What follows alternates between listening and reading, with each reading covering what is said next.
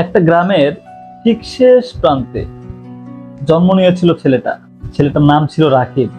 বাবা একজন মাটি কাটার শ্রমিক, আর মা তিনি হাটে বাজারে শাক বিক্রি করতেন। ঘরে অভাব, পেটে ক্ষুধা, কিন্তু চোখে তার একটাই স্বপ্ন, আমি একদিন শিক্ষক হব। কিন্তু জীবন কি স্বপ্নকে সহজে বড় হতে দেয়? স্কুলে যেত খালি পায়ে, ছেঁড়া ব্যাগ, পুরনো বই, টিফিনে খাবারটা পর্যন্ত থাকতো না।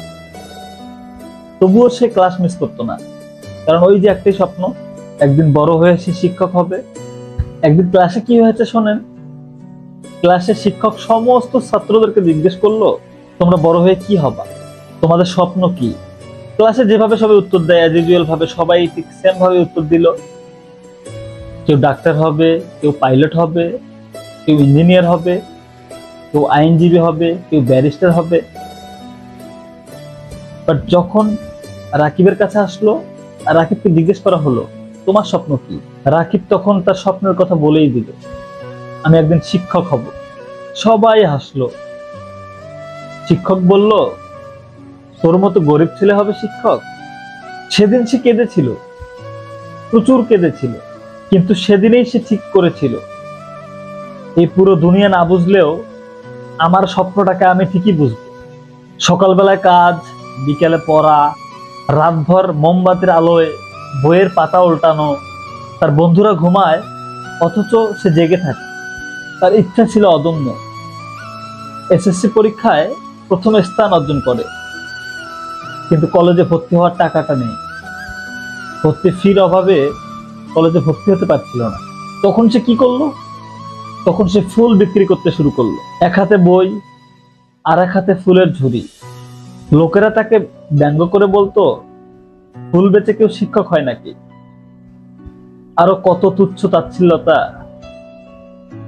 বাট সব রাকিব সহ্য করেছিল, কারণ তার হৃদয়ে তার স্বপ্নটাই শুধু দোলা খেলতেছিল, দোলা দিচ্ছিল যে সে একদিন শিক্ষক হবে। লোকেদের কথায় সে আবার উত্তর দিত। সে বলতো, যদি ফুলের গন্ধে স্বপ্ন জমায়। এভাবে লাইফে স্ট্রাগল করতে করতে প্রায় বছর কয়েক পর রাকিব ঢাকায় পড়াশোনা করে বিশ্ববিদ্যালয় শেষ করে। আজ সে একজন শিক্ষক। গ্রামের সেই ছোট্ট স্কুলে সে ফিরে এসেছে শিক্ষক হয়ে। সে এখন সেই মানুষ যে শিশুদেরকে শেখায় কিভাবে নিজের স্বপ্নটাকে পূরণ করতে হয়, কিভাবে স্বপ্ন দেখতে হয়, কিভাবে স্বপ্নের জন্য বাস্তবতার সাথে লড়াই করতে হয়, সে আজ শেখায়। তো এই গল্পের মোরাল অফ দ্য স্টোরি কি হলো? জীবন তোমার পথ কঠিন করে দিবে, তোমার স্বপ্ন দেখে মানুষ হাসবে, তোমার পেছনের দরজা বন্ধ হবে, তোমার দেয়ালে পিঠ থেকে যাবে, কিন্তু বন্ধ দরজার সামনে যদি তুমি দাঁড়িয়ে থাকো, নিজেকে বিশ্বাস করো, আস্তে আস্তে করে একটুখানি এগিয়ে যাও, তাহলে তুমিও একদিন হয়ে উঠবে প্রমাণ যে পরিশ্রম আর স্বপ্ন কখনো হার মানে না। তাই তুমিও থেমো না, তুমি পারবে। হ্যাঁ, তুমিও পারবে।